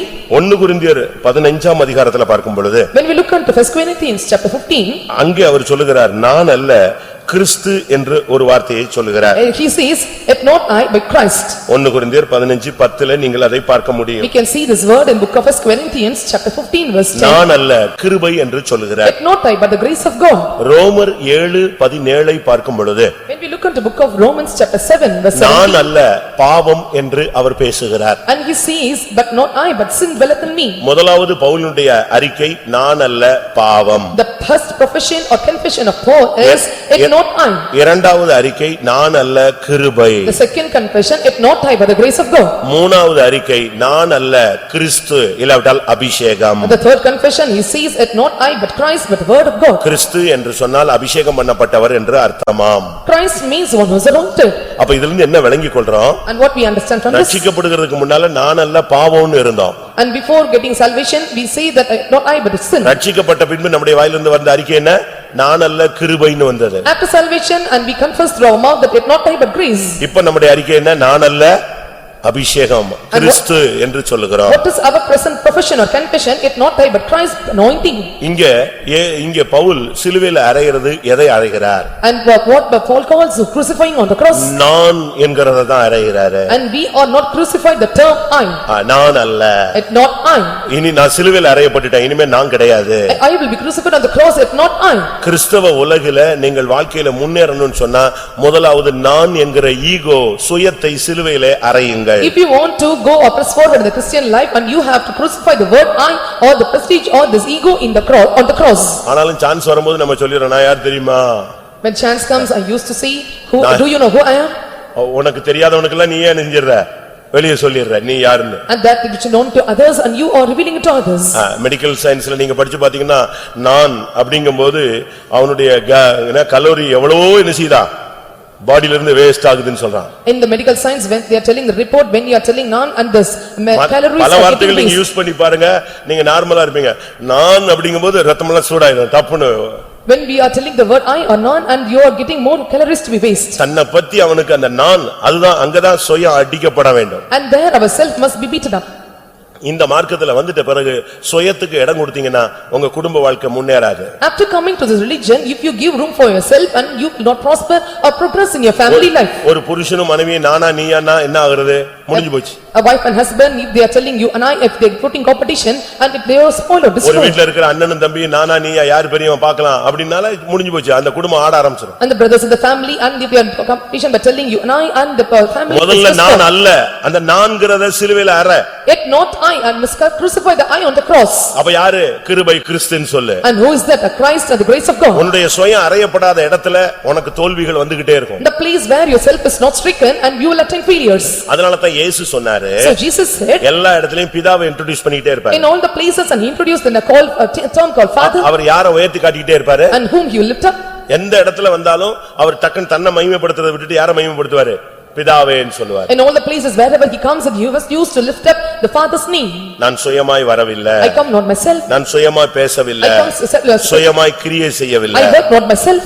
அப்படின்னா என்ன அர்த்தம்? What does it mean? நீ பேசுறது கூட ஓனா பேசக்கூடாது. And what you speak should not be your own words. ஏதாவது செஞ்சா கூட ஓனா And செய்யக்கூடாது. whatever you do, it should not be your own actions. எங்கயாவது போனா கூட நீ ஓனா போக கூடாது. Wherever you go, you should not go by self. நீ பேசினா அது தேவனுடைய திட்டமான வார்த்தையான்னு கவனிச்சு பார்த்து பேசு. Whenever you utter the words and you must think and see whether these are the plans of God. எதையாவது செஞ்சா அது தேவ சித்தமான்னு பாரு. If you do something, you just check and see whether it is according to the will of God. எங்கயாவது வெளிய போகணும்னு சொன்னா பிசினஸோ சொந்தமோ நல்லதோ கெட்டதோ வெளிய போறேனா தேவ சித்தமான்னு பாரு. When you ask to go out or when you come to go out, you just check and see whether it is according to the will of God to do the business and job. போ வேண்டாம்னு தெய்வம் சொல்லிட்டா break அடிச்சிடு. If the Lord says not to go, you just break down at the place. அவங்க என்ன நினைப்பாங்க? And what they think, அவங்க துக்கப்பட்டுருவாங்களே. and they may be grieved. ஆனா இங்க நீ துணிஞ்சு போகும்போது தேவன் துக்கப்படுறாரு. When you go presumptuously, you are grieving God and God is grieved. அததான் ரொம்ப கவனம் நீ முக்கியம். யாரு உனக்கு முக்கியம்? And who is important to you? மனுஷன் துக்கப்படுறது முக்கியமா தேவன் துக்கப்படுறது முக்கியமா? If the God getting grief is important or the man grief does. அதனால தான் முதல்ல நான் சிலுவையில் அறையப்பட்டேன். கிறிஸ்துவுடனே கூட சிலுவையில் அறையப்பட்டேன். நான் அல்ல. I am crucified on the cross, yet not I, but I was crucified with him. ஒரு விசுவாசி சுயம் இல்லாதவனாக இருக்கணும். A believer must be without self. ஒரு சகோதரன் என்கிட்ட வந்தாரு. As brother asked me, என் பிரதருக்கு ஒரு வீடு கட்டி கொடுக்க போறேன்னாரு. I am going to construct a house to my brother. நீங்க வந்து ஜெபிக்கீங்களான்னு. You must come and pray for the house. நான் ஒரே வார்த்தை ஒரு ஜெபம் பண்ணேன். I uttered a single prayer. வேண்டாம்னு சொல்லிட்டேன். I said no. வேண்டாம் தேவையில்லை. I said it is not needed. அந்த சகோதரன் அதை அப்படியே தெய்வீகமா எடுத்துட்டு போயிட்டான். And brother took his divine way and to go. எடுத்துட்டு போயிட்டு அவருக்கு வேற ஒரு இடத்துல வீடு வாங்கி கொடுத்துட்டாரு. And differently and bought another house. ஆனா இன்னைக்கு பாத்தீங்கன்னா ரெண்டு பேரும் பயங்கர டஃப்ல நிக்கறாங்க. எதிரியா நிக்கறான். இவன் அவனை காலி பண்ணலாமா அவனை காலி. அன்னைக்கு நான் சொன்ன அவங்க கேட்ட மாதிரி வீடு கட்டி கொடுத்திருந்தா ரெண்டு பேரும் அடுத்த வீட்ல இருந்து ரெண்டு பேரும் டெய்லி அடிச்சே செத்துருப்பான். Now according to what I said unto him, if they build the same house and they may fight among themselves and gone away. ஓ சுயத்தை நீ மரிக்கணும். You must die for yourself. சுயத்துக்கு நீ மரிக்கணும். You must die for yourself. சுயத்துக்கு மரித்தவன் தான் கிறிஸ்தவன். And they that die to self and they are Christians. நான் சொல்றேன் நான் தான் போவேன். போய் முட்டி குனிஞ்சிக்கிட்டே வா. I used to say that I'll go and if you go that and you may be spoiled and may come back. இன்றைக்கு உங்களில் எத்தனை பேர் சிலுவையிலே பவுலை போல நான் அல்ல என்ற அறையை ஒப்பு கொடுக்கிறீர்கள்? Today how many are ready to crucify on the cross by telling like Paul, yet not I. நான் திரும்பவும் சொல்றேன். Once again I repeat. இயேசு சிலுவையை சுமக்கும் பொழுதே தடுமாறினார். ஆணி அடிக்கும்போது நீங்க யோசிச்சு பாருங்க. ஒரு முள்ளு குத்துனா நீ என்ன பாடுபடுறன்னு பாரு. And he was pierced on the nail and he stumbled on it says anything on the cross and when the thorn is piercing you know how you suffer. 8 அங்குல ஆணியை வச்சு அடிச்சு அகலம் 3 அங்குல அகலம் அவ்வளவு பெரிய ஆணிதான் வச்சு அடிச்சான். மாட்டு கடிச்சு. And the length of the nail is 8 inch and it was pierced on his feet. ஏனா பாடி கிழிச்சு தொங்கிர கூடாது. His body should not torn and may fell down. நம்மில் அநேகர் ஒவ்வொரு விதங்கள்ல நம்ம அறிவு ஆணி இங்க அடிச்சாங்கன்னு சொல்லுவாங்க. ஒரு சிலர் இங்க அடிச்சாங்கம்பாங்க. ஒவ்வொருத்தரும் ஒவ்வொரு விதத்துல நம்ம விளங்கிக் கொள்றோம். And we are understanding different ways that they have pierced the nails in different ways. இரண்டாவது. Secondly, ரோமர்களுக்கு நிருபம் 6ஆம் அதிகாரம் 6ஆம் வசனத்தை பார்க்கும் பொழுது when we look into the book of Romans chapter 6 verse 6, அங்கே நாம் இனி பாவத்துக்கு ஊழியம் செய்யாதபடிக்கு பாவ சரீரம் ஒளிந்து போகும் பொருட்டாக நம்முடைய பழைய மனுஷன் அவரோடே கூட சிலுவையில் அறையப்பட்டதென்று அறிந்திருக்கிறோம். உன்னுடைய பழைய ஜீவியத்தை நீ சிலுவையில் அறையணும். you must crucify your old life on the cross. ஒன்று நான் என்கிற சுயத்தை அறையணும். And you have to first of all you have to crucify the self. இரண்டாவது உன்னுடைய பாவ மனுஷனை நீ சிலுவையில் அறையணும். And secondly you must crucify your old man. ஏன்னா அதுதான் old is gold ன்னு சொல்லிடுவீங்க. அதுதான் உள்ள கணக்குல கடந்து உன்னை போராடி உன்னை அழிக்கிறதுக்கு போராடுற ஒரு சக்தி. And you may say that old is gold and that is the power to destroy you. ஏன்னா அந்த ரத்தத்துல அந்த இது வல்லமை போராடிக்கிட்டே இருக்கும். Because the power will strive hard will struggle in your பழைய life. மனுஷனை நீ அழிக்கல சிலுவையில் அறையலன்னா அது பழைய மனுஷன் உன்னை பழசா மாத்திக்கிட்டே வருவான். If you destroy not the old man or crucify him on the cross and this will make you to destroy or go away from the sin. அதனால தான் ஒரு சிலர் பின்மாறி போறதை நீங்க பார்க்கலாம். So we can see some are backsliding. மறுபடியும் போய் தண்ணி அடிக்கிறத பார்க்கலாம். And once again they go have the wine. மறுபடியும் அவன் தோல்வியில போனதை பார்க்கலாம். And you can see once again they attain failure. காரணம் என்ன? Why? What's the reason? அவங்க பழைய மனுஷனை என்ன செய்யல? சிலுவையில அடிக்கல. Not they are crucified the old man on the cross. சிலுவையில பழைய மனுஷனை அடிக்கலனா பழைய மனுஷனுடைய வாழ்க்கை உன் ஜீவியத்தை கெடுத்துரும். When you crucify not the old man on the cross this old man's life may spoil or destroy or corrupt your life. பாவ மனுஷன் ஒளிந்து போகும்படியாக உன்னுடைய பழைய மனுஷனை நீ சிலுவையில அறையணும். For the old man is crucified to me you have to crucify the old man's sins on the cross. அதனால தான் ஞானஸ்நானத்திலே இந்த வார்த்தையை அடிக்கடி சொல்லுவாங்க. So during the baptism they used to say this word often. மோசம் போக்கும் இச்சைகளை கொண்டதான உன்னுடைய பழைய மனுஷனை நீ களைந்து போடணும்னு ஞானஸ்நானத்திலே சொல்லப்படுகிறது. During the time of baptism, they used to say, and you have to remove all lust of this, you make it to spoil or destroy you. மூன்றாவது கலாத்தியர் 5ஆம் அதிகாரம் 23ஆம் வசனத்தை பார்க்கும் பொழுது When we look into Galatians chapter 5 verse 23, உன்னுடைய மாம்சத்தை நீ சிலுவையில அறையணும். and next you have to crucify your flesh on the cross. உன்னுடைய சரீரம் சிலுவையில இருக்கணும், எப்பவுமே சிலுவையில தான் இருக்கணும். Your body should be always on the cross. சிலுவையில இருந்தா நீ வார்த்தை சுருக்கமா இருக்கும். And if your words, if you are on the cross, your words will be few. இயேசு சிலுவையில இருக்கும்போது சொன்ன வார்த்தைகள் எத்தனைதான்? And how many மொத்தமே words? 7 தான். How many words he uttered on the cross while he was on the cross? There were 7. சிலுவையில இருக்கும்போது அவர் எங்கேயும் போகல. And when he was on the cross, he went nowhere. அவர் கை இஷ்டத்துக்கு வேலை செய்யாது. And his hands will not work according to his own call will. இஷ்டத்துக்கு வேலை செய்யாது. His legs will not work accordingly.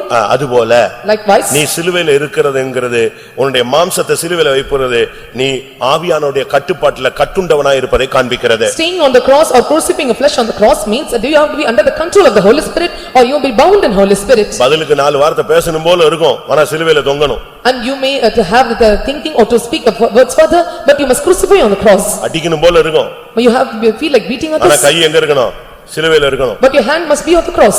இப்ப உடனே அங்க போய் பார்க்கணும்னு இருக்கணும், அங்க அவங்கள பார்க்கலாமா இவங்கள பார்க்கலாமா அங்க போயிடலாமா இங்க போயிடலாமா, இன்னைக்கு லீவு அங்கேயே ஓடிடலாமான்னு குட் ஃப்ரைடே சர்வீஸ் விட்டு ஓடனவலாம் இருக்கான். And you may have the urging to go this way and this place and that place and even leaving the Good Friday service and the roam around here நீ and there. உன் மாம்சத்தை சிலுவையில அறையணும். And you must crucify your flesh on the cross. உன் இஷ்டத்துக்கு உன்னுடைய இஷ்டத்துக்கு உன் சரீரத்தை நீ யூஸ் பண்ண கூடாது. According to your own desire, and you should not use your own body. நீங்கள் உங்களுடையவர்கள் அல்ல, And you are not of you, கிரயத்துக்கு கொள்ளப்பட்டவர்கள். and you are thieves of sin. அப்ப இஷ்டத்துக்கு உன் சரீரத்தை யூஸ் பண்றதுக்கு உனக்கு அதிகாரம் கிடையாது. ஏன்னா நீ எப்பவும் செத்து போயிருக்க வேண்டியவன், எப்பவும் நீ வியாதியில அழிஞ்சு போக இருக்க வேண்டியவன், எப்பவும் பாவத்துல அழிஞ்சு போக வேண்டியிருக்கவன். உனக்கு ஒரு வாழ்க்கை கொடுத்திருக்கிறார். அப்ப அந்த சரீரம் யாருடைய சரீரம்?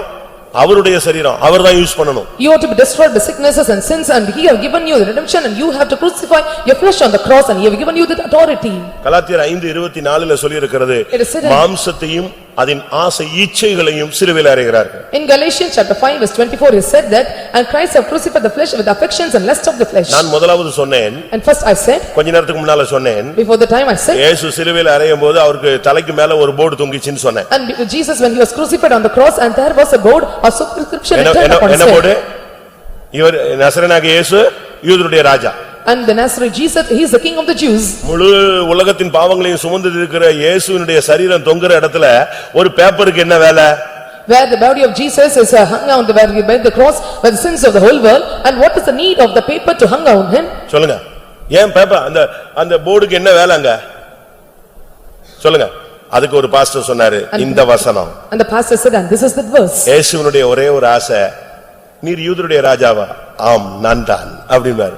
அதுதான் அவருடைய என்னது ஆசை, அதையும் சிலுவையில் தொங்க விட்டாரு பிதான்னு சொன்னார். One desire of Jesus that are you the king of Jews, and he said yes, and that is a desire or that lust is being crucified on the cross. இயேசுனுடைய நீங்க அதை படிச்சு பாருங்க, லூக்காலெல்லாம் போய் படிச்சு பாருங்க. நீர் யூதருடைய ராஜாவோ அப்படின்னு பிலாத்து கேட்பான். இவங்க எல்லாம் சொல்றாங்களே நீர் யூதருடைய ராஜாவா, அதுக்கு என்ன சொல்வாரு? ஆம், நீர் சொல்லுகிறபடிதான். அவன் பார்த்தான், எழுதி தொங்க விட்டான். And he asked, are you the king of Jews? And he said, yes, as you said, and so, and it was written. முழு உலகத்தின் பாவங்களையும் சுமந்து தீர்த்து ரத்தம் சிந்தி தண்ணீர் வடிந்து ஜீவனை ஒப்பு கொடுக்கிற அந்த சிலுவையிலே அவருக்கு தலைக்கு மேல ஒன்னு தொங்கிட்டு இருந்துச்சு, யூதருடைய ராஜான்னு. அதுவும் சிலுவையில் அறையப்பட்டது. He bore the cross of the sins of the whole world, and he was crucified on the cross, and blood and water fell down, and even at that time a superscription, a paper was written upon his head, and that is the king of the Jews, and it was plain of his flesh. உலகத்துல உனக்கு ஸ்தானம் இருக்கலாம், சபைக்குள்ள உனக்கு ஸ்தானம் கிடையாது. You may have positions in the world, but you don't have positions in the church. இந்த சபைக்குள்ள நீ எல்லாரும் சகோதர சகோதரிகள், யாரு? எல்லாருமே ஒரே தகப்பன் பிள்ளைகள், நாம் எல்லாரும் தேவனுடைய புத்திரர். And we are the brothers and sisters, and we are the children of one God, and we are the sons of God. இங்க படிச்சவன் படியாதவன், அந்த ஜாதி இந்த ஜாதி எந்த ஏற்றத்தாழ்வும் இருக்காது. அப்படி இருந்துச்சுன்னா அதை சிலுவையில தொங்க விட்டுரு. No educated or uneducated, and there is a rich and poor, and there is no difference. If you have any such difference, you crucify it on the cross. முழு உலகத்தின் பாவங்களை சுமந்ததற்கு வந்துட்டு நான் யூதருடைய ராஜான்னா எப்படி பிதா ஒத்துக்குவாரு? If you come to bear the cross of the whole world, and if he says that I am the king of the Jews, how the father can accept it? அவர் யூதருடைய ராஜா அல்ல, ராஜாதி ராஜாங்கற பட்டம் தான் வாங்கணும். அதனால தான் சிலுவையில தொங்க விட்டாரு. And he should not get the title as king of the Jews, and he must get the title king of the kings, so it was hung on the cross. இன்னைக்கு எத்தனை பேர் இப்படி உங்களுடைய ஆசை இச்சைகளையும் சிலுவையில உங்களுக்கு வர நாம அப்படி இருக்கணும் இப்படி இருக்கணும் அது இது நான் யார் தெரியுமா இதெல்லாம் தொங்க விட்டுரு. And how many are having such kind of affection, listen, whatsoever it may be with you, you must crucify it on the cross today. ஒரு பிள்ளை வந்து எம்ஃபில் முடிச்சா, A girl completed MPhil அரக்கோணத்துல. at Arakona. அவங்க அப்பா உடனே board செஞ்சிட்டாரு. And father made a board. Chitra in out. And Chitra in and out. அந்த பிள்ளை பேரு சித்ரா. அவங்க அப்பா வந்து சித்ரா எம்ஃபில். இப்படி தள்ளனா இன், இப்படி தள்ளனா அவுட். அதாவது பிள்ளை வீட்டுல இருக்கா இல்ல. இப்ப அந்த போர்டுலாம் கிடையாது, முந்தி அப்படி இருந்துச்சு. In those days there were such boards and giving the title as Chitra Emphil in and out. ஆனா பாட்டி இன் அவுட் இல்ல, அது நேரா ஊழியத்துக்கு போயிடுச்சு இவருக்கு தெரியாம. And without knowing, and she was not inside or outside, she went to ministry without his knowledge. நான் பரக்கோணத்துல இருக்கேன். I was at Arakona. அவர் வந்துட்டாரு. He came on that day. ஐயா எவ்வளவு கனவுல நான் பிள்ளைய படிக்க வச்சு எம்ஃபில் முடிச்சு கோர்ஸ் முடிச்சு வருவான்னு சொல்லிட்டு நான் போர்டு பாருங்கன்னாரு. அழகா சித்ரா எம்ஃபில் இன் அவுட். இந்த போர்டு வச்சா இவ சாமியாரா போயிட்டாள் ஐயா. இந்த போர்டு வேஸ்டா போயிடுச்சு. And with great dream I have remained to study, and with title I have given the Chitra Emphil. I had a desire that she will come back, but without my knowledge she will go into the ministry as a sage. எல்லா போர்டையும் புடிங்கிட்டாரு ஆண்டவர். And taken away all the boards. மொத்த போர்டையும் புடிங்கி எடுத்துட்டு போயிட்டாரு. And he completely plugged all the boards. கடைசில அவர் வந்தாரு. And at last he came. பாவம் அந்த தகப்பன் ஒரு இந்து மனுஷன், அதனால அவருக்கு நம்முடைய மார்க்கம் தெரியாது. His ஐயா father. என் பிள்ளைய கல்யாணம் கட்டி பார்க்கணும்னு நான் ஆசைப்படுகிறேன், ஏதாவது ஒரு பாஸ்டருக்காவது கல்யாணம் கட்டி வைங்கன்னாரு. His father at last he said, I had a desire at least to some pastor I can get her married. ஏன்னா அவருக்கு வந்து வெளிய பாஸ்டர்லாம் கல்யாணம் கட்டி சுத்திட்டு இருக்காங்க இல்லையா, அழகா ஏஜி ஏசிஏன்னு அத பார்த்துட்டு அப்படியாவது அப்படித்தான் போட்டுருக்குன்னு அப்படி நினைச்சாரு. And looking into other denominations he thought I could at least he can give in marriage a pastor to her. திருப்பி ஜோலார்பேட்டையில இருந்து ஒரு 10 ரவுடியை கொண்டு போய் அடையார்ல அடிச்சு அந்த பிள்ளையை வீட்டுக்கு தூக்கிட்டு வந்துட்டார். At Jolapeta he got 10 ropes and made her beatings and took her from Adayar. அடுத்த நாள் காலையில நான் அந்த பிள்ளையை திருப்பி ரிவர்ஸ் தூக்கிட்டேன், எங்க அடையார் கொண்டு போயிட்டேன். And the next day morning I reversed her and brought her to Adayar. நான் கொண்டு போல, அந்த பிள்ளை 3 மணிக்கெல்லாம் ஓடி வந்துட்டா. And not I that she left the house by 3 o'clock. திருப்பி போனாரு, முடியல. And again she could not do further. திருப்பி என்கிட்ட வந்தாரு. And came back to me. என் தம்பி மாதிரி உங்ககிட்ட சொல்றேன். As a brother I say unto you. என்னத்தையாவது ஊழியம் செஞ்சுட்டு போட்டும். And let her do any ministry. இந்தியால என் பிள்ளையை வைக்கணும். Let her be in India. சரியா, அதுக்கு நான் வேணா பேசுறேன்னு சொன்னேன். I said okay I'll speak to her. நம்ம எங்க பேசுறது, அவருக்கு என்ன வெளிப்பாடோ தெரியல. அந்த பிள்ளை பெங்களூர்ல டிரான்ஸ்ஃபர் ஆகி போனா. I don't know what revelation she got transferred to Bangalore. திருப்பி லண்டன் போயிட்டா. Again she reached இவர் சொன்ன London. மாதிரி அவளுக்கு எங்க டிரான்ஸ்ஃபர் ஆயிடுச்சு, லண்டன் போயிடுச்சு. According he said that she was transferred to London. நான் எதுக்கு இத சொல்றேன், Why I say this? உன்னுடைய ஆசை இச்சை ஸ்தானம் மானம் உயர்வு கௌரவம் எல்லாத்தையும் பைபிளை தூக்கிட்டா எங்க போய்டும், நீ தொங்க விடல அவர் தொங்க விடுவாரு. And all your affections and less honor and praise and fame and name and respect, and you must crucify it. If you crucify not, he will crucify it. நீயா தொங்க விட்டுட்டீனா தப்பிட்ட, இல்லன்னா பிலாத்து தொங்க விடுவான். If you crucify it, you escape, or the Pilate will crucify. நமக்கு இந்த ஸ்தானம் இந்த உலகத்துல எந்த ஸ்தானமும் கிடையாது. And there is- நமக்கு பரலோகத்துல தான் எல்லா உயர்வும் மேன்மையும் மகிமையும் கனம். We don't have any positions in this world, but we have all exaltations and praise and honor and respect in the heaven. ஐந்தாவதாக Fifthly, கலாத்தியர் 6:14. 6:14 of Galatians. அவரால் உலகம் எனக்கு சிலுவையில் அறையுண்டிருக்கிறது, நானும் உலகத்திற்கு சிலுவையில் அறையுண்டிருக்கிறேன். உலகத்தை சிலுவையில் அறையணும். You must crucify the world on the cross. உலகம் எனக்காக சிலுவையில் அறையப்பட்டிருக்கிறது, நான் உலகத்துக்காக சிலுவையில் அறையப்பட்டிருக்கிறேன். And the world is crucified unto me and I unto the world. இன்னைக்கு நம்முடைய மெசேஜ் அதுதான். And today message is this. இந்த சிலுவையை பற்றிய உபதேசம் என்ன? And what is the preaching of the cross? சிலுவையிலே நீ அறையப்படுதல். You to be crucified on the cross. இன்னைக்கு ஃபுல்லா இயேசு சிலுவையில தான் தொங்கிட்டு இருந்தாரு. And today the whole day Jesus was hung on the cross. சிலுவையில அவர் தொங்குனது 6 hours ன்னு சொல்றாங்க. And they said and he hung on the cross for 6 hours. 6 மணி நேரத்திலிருந்து 9 மணி நேரம் வரை அவர் தொங்கிக் கொண்டிருந்தார். And from the 6th hour to the 9th hour he hung. 3 மணி நேரம் அவர் தொங்கினார். And he hung on the cross for 3 hours. மத்தேயு 27 அது சொல்லப்பட்டிருக்கிறது. It is said in book of Matthew chapter 27. அப்ப மணிக்கணக்கா அவர் தொங்கினார். He hung on the cross for hours together. சிலுவையில அடிச்சு இழுத்து அவர் அப்படியே தொங்கி வேதனையில தான் ஜீவனை கொடுத்தார். He was beaten, smitten, stricken on the cross, and with pain he delivered his ghost. உன்னுடைய சுயம் சிலுவையில நம்முடைய சுயம் சிலுவையில அறையப்படும். Our self must be crucified on the நம்முடைய cross. பாவ மனிதன் சிலுவையில அறையப்பட A வேண்டும். sinful old man or sin man must be crucified on the cross. நம்முடைய மாம்சம் சிலுவையில அறையப்பட Our வேண்டும். flesh must be crucified on the நம்முடைய cross. ஆசை இச்சைகள் சிலுவையில And the அறையப்படும். affections and lust thereof. உலகத்துக்காக நான் சிலுவையில அறையப்பட You must be crucified unto the world.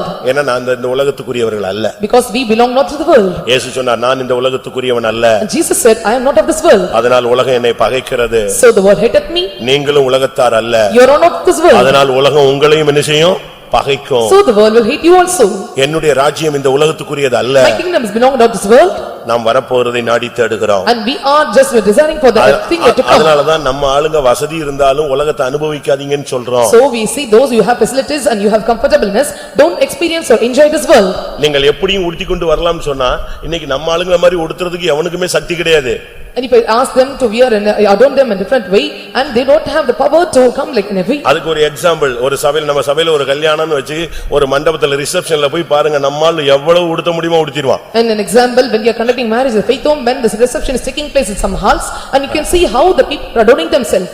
நமக்கு சக்தி இருக்கு, We have power வசதி வாய்ப்புகள் and இருக்கு. we have facilities. ஆனா பவுல் சொல்லுகிறார் எல்லாவற்றையும் அனுபவிக்க எனக்கு அதிகாரம் இருக்கு, ஆனா தகுதி இராது. But the Paul says, I am expected to do everything but there's nothing is worthy to me. அது தகுதியாய் இராது. And it will not be expedient to me. அதனால தான் நாம இந்த உலகத்துல அது வேண்டாம் இது வேண்டாம் எல்லாத்தையும் ஒதுக்கி வச்சுக்கிட்டே இருக்கோம். And that is what we see in this world, I don't know this and that, we are rejecting or keeping ஒன்று aside. கொண்டு வந்ததுமில்லை, கொண்டு போக போவதில்லை. And we bring nothing, we are going to take anything. அதான் Alexander சாகும்போது நீங்க எல்லாரும் கேள்விப்பட்டிருப்பீங்க, பெட்டிக்கு வெளியே கையை வைச்சாங்க. And you can see when Alexander died and he went in the coffin box and stretched his hands out. அப்ப ஒருத்தன் கேட்டிருக்கான், ஏங்க பெட்டிக்கு வெளியே எப்படிங்க கையை வைத்ததானே கடைசி வரைக்கும் பிடிச்சிருச்சாவான், நீ எப்படி கையை வெளியே கொண்டு போறேன்னு. And must fold the hands toward the stomach and why they stretch their hands out. அப்படிதானே, வயிற்றுக்காகத்தான் மனுஷன் இந்த உலகத்துல சுத்திட்டு இருக்கான், அதனால சாகும் போதும் கூட எதை பிடிச்சிட்டு தான் சாவறான். செத்த பிறகு கூட இவனே அவனை பிடிச்சு வயிற்றுல கட்டி வச்சிருவான் கையை வச்சு. The man is living for the belly in this world even after his death and they tied his hands around near the belly and they keep it in the box. பெட்டிக்கு வெளியே கையை வைக்கணும்னா. And now he stretched out his hands out of the coffin box. அப்பதான் அவங்க கேட்டான் எதுக்குன்னு கேட்டதுக்கு அவன் என்ன சொன்னான், நான் ஒண்ணும் என்ன செய்யறதில்ல, கொண்டு போறதில்ல. I am not going to take anything. அதுக்கு ரெண்டு மூணு காரியம் சொல்லுவாங்க. And they used to say 2 or 3 things. பெட்டியை போர்ச்சவர்கள் தான் தூக்கணும். The soldiers must carry this box. இல்ல குடும்பத்தார் தான் தூக்கணும். Or the family members. இவன் சொன்னா நான் டாக்டரை தூக்க சொல்லுனானு. But he said and he must ask someone to take it. எல்லாரும் என்னன்னு கேட்டாங்களா? And he asked what? இந்த டாக்டரால கூட என்னை காப்பாத்த முடியலடா, அத தெரிஞ்சுக்கண்டா எல்லாரும் சொன்னாங்க. Even this doctor could not rescue me and they all must know it. இன்னைக்கு நம்ம நிலவரம் என்ன? And what is our state today? இன்னைக்கு நீ சிலுவையில் உலகத்துக்கு சிலுவையில் அறையப்பட்ட ஒரு நபர் தான் பரலோகத்துக்கு சொந்தக்காரனா மாறணும். And they that are crucified on the cross of the world and they are become own to the heaven. எல்லாரும் கண்களை மூடுவோம். Let us all close our eyes. இன்னைக்கு நீ சிலுவையில் அறையப்பட்டவனாய் நீ காணப்படுவாயா? Today as the one who was crucified on the cross you be seen unto him. சிலுவையை பற்றிய உபதேசம் தேவ பலனாய் இருக்கிறது. And the preaching of the cross will be the power of God. ரட்சிக்கப்படுகிறவர்களுக்கு அது தேவ பலனாய் இருக்கிறது. And to them that are saved is the power of God. உன்னுடைய தற்போதைய நிலவரம் என்ன? And what is your present state? Pastor Joel அவர்கள் சொல்லுவாரு. Pastor Joel used to say. எனக்கு அது ரொம்ப டச்சிங்கான இருந்தது. And it was a touching to me. இஸ்ரேல்ல ஒரு ஓவியன் இயேசுவை படம் வரையணும்னு ஆசைப்பட்டானாம். In Israel a portrait and he had a desire to draw about Jesus. அதனால இஸ்ரேலிலே அழகான பையனை தேடி தேடி தேடி தேடி தேடி அலைஞ்சானாம். And he searched for a beautiful boy in whole Israel.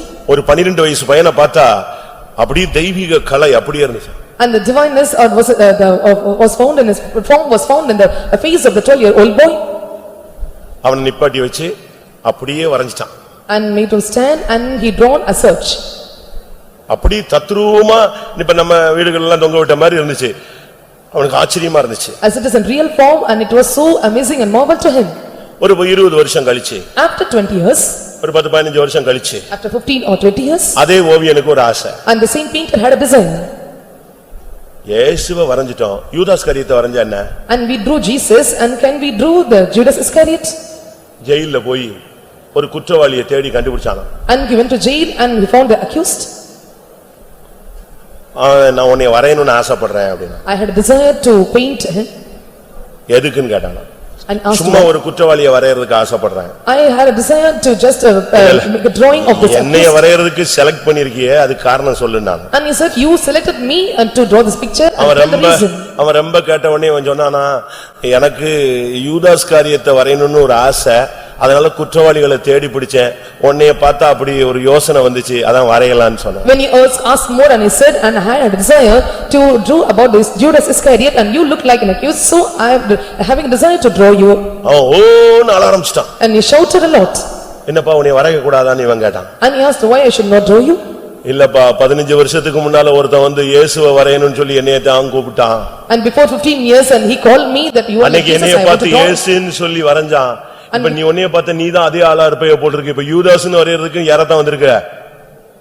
அப்போ உன் வாழ்க்கை எப்படி இருந்துச்சு தொடக்கத்துல, இப்ப எப்படி இருக்குறன்னு யோசிச்சு பாரு. And he said that you are looking like Jesus and he drew the picture, now he said that you are like Jesus. ரட்சிக்கப்பட்ட புதுசுல நீ இயேசுவா இருந்த, இப்போ உன்னுடைய வாழ்க்கையில பல பின்மாற்றங்களும் தோல்வியும் வந்த பொழுது நீயே யாரா மாறி நிக்கிற? கர்த்தருடைய சன்னிதானத்துல ஒரு குற்றவாளியாக At the நிற்கிறார். day of salvation, you look like justice, but now today after these failures, and you become accuser, you stand before him like எல்லாரும் கண்களை accuser. மூடி முழங்கால் படியிடுவோம். Let us all stand on knees and bend our knees. ஒரு 2 நிமிடம் கர்த்தருடைய பாதத்துல விழுவோம். For a few minutes or 2 minutes, let us all fall on his feet. சிலுவையை பத்தி ஓரளவு நீங்கள் அறிந்திருப்பீர்கள் என்று நான் I விசுவாசிக்கிறேன். believe that you have understood about the cross a little. ஆண்டவரே, நான் உம்மோடு கூட சிலுவையில் அறைய விரும்புகிறேன். I want to be crucified on you with you on the நான் cross. உம்மோடு சிலுவையில் அறையும் பொழுது When I am crucified on the cross, நான் அல்ல, கிறிஸ்து எனக்குள் பிழைக்கிறீர். yet not the Christ liveth in me. என்னுடைய சுயம் அழிந்து போகிறது. Myself is destroyed. ஆமா, என்னுடைய பாவ மனிதன், பாவ சரீரம் சிலுவையில் அறையப்படட்டும். Myself and man, when old man nature is crucified or destroyed என்னுடைய on the பழைய cross. மனிதன் சிலுவையில் அறையப்படட்டும். My old man should be crucified on the என்னுடைய cross. மாம்சத்தை சிலுவையில் அறைய ஒப்பு கொடுக்கிறேன். I submit myself to crucify flesh on N the cross. ஆசை இச்சைகளை சிலுவையில் அறைய ஒப்பு கொடுக்கிறேன். I submit to crucify the affection lust on the cross. ஆமென். உலகத்துக்காக நான் சிலுவையில் அறைய ஒப்பு கொடுக்கிறேன். I submit myself to crucify myself unto the world on the cross. எத்தனை பேர் ஒப்பு கொடுக்கிறீங்க பிரியமானவர்களே? How many are submitting, my beloved?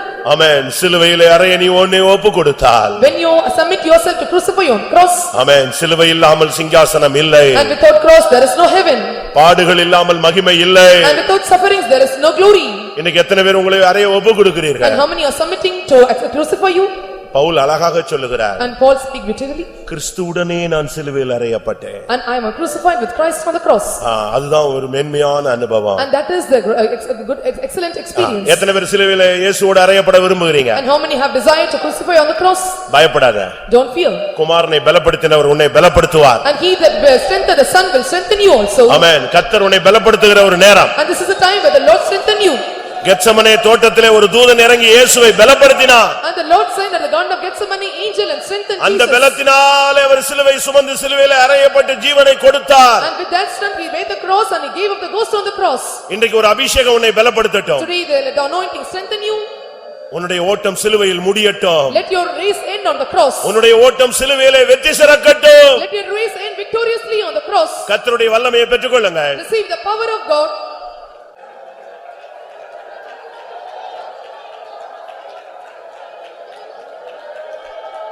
ஆமா. ஒன்று கூட சிலுவையை தியானிக்க, சிலுவையை பற்றிய ஆழங்களை புரிந்து கொள்ள கர்த்தர் நமக்கு உதவி செய்தபடினால ஸ்தோத்திரம் பண்ணுவோம்.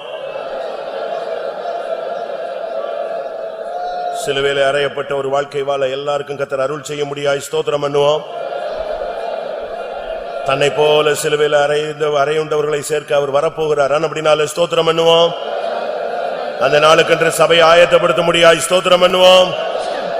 எல்லா மகிமையும் அவருக்கே செலுத்தி ஸ்தோத்திரம் பண்ணுவோம். பரிசுத்தமுள்ள நல்ல ஆண்டவரே, ஆசீர்வதிக்கப்பட்டதா நம்முடைய மகிமையின் சமூகத்துக்காய் நன்றியோடு உம்மை ஸ்தோத்திரிக்கிறோம்.